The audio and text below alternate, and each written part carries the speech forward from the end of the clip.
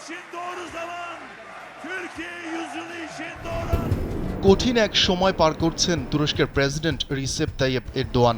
2 দশক শক্ত হাতে আঙ্কারাকে শাসন করেছেন তিনি। তবে 71 বছর বয়সে এসে আরও একবার প্রেসিডেন্ট হওয়ার স্বপ্নে বিভোর এরদোয়ান।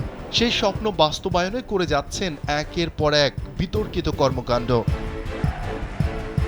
2028 সালে নির্বাচনের মাধ্যমে ক্ষমতাটাকে আরও দীর্ঘায়িত করার পরিকল্পনা তার, কিন্তু পথের কাঁটা হয়ে দাঁড়িয়েছেন তুরস্কের ঐতিহাসিক শহর ইস্তানবুলের মেয়র একরাম ইমামোগ্লু।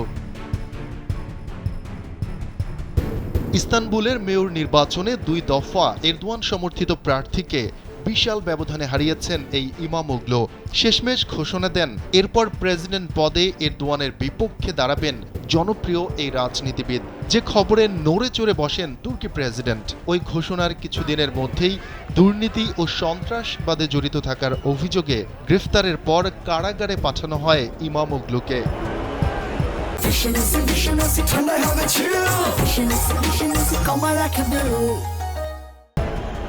ইমামোগ্লুকে গ্রেফতারের প্রতিবাদে ইস্তানবুলের রাস্তায় নেমে পড়েন হাজার হাজার বিক্ষোভকারী। এই ঘটনাকে রাজনৈতিক প্রতিহিংসা উল্লেখ করেন তারা।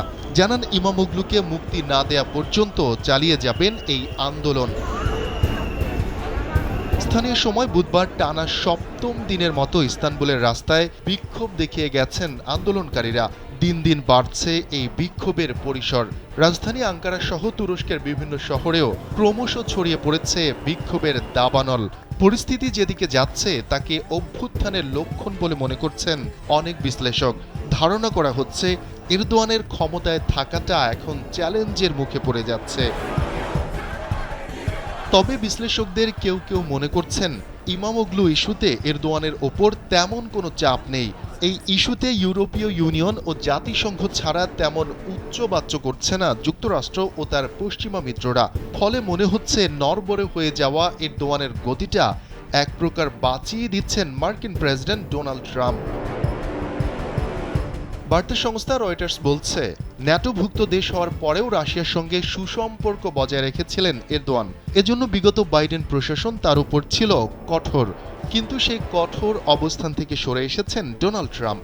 কারণ ট্রাম্প নিজেও রাশিয়ার বিষয়ে খুবই নমনীয়। ফলে এরদোয়ান হটানো কিংবা তাকে চাপ দেওয়ার পরিবর্তে নীরব থাকছেন ডোনাল্ড ট্রাম্প। আর তার এই নীরবতাই বাঁচিয়ে দিচ্ছে এরদোয়ানের গদি। শফিকুল ইসলাম শান্ত, কালবেলা।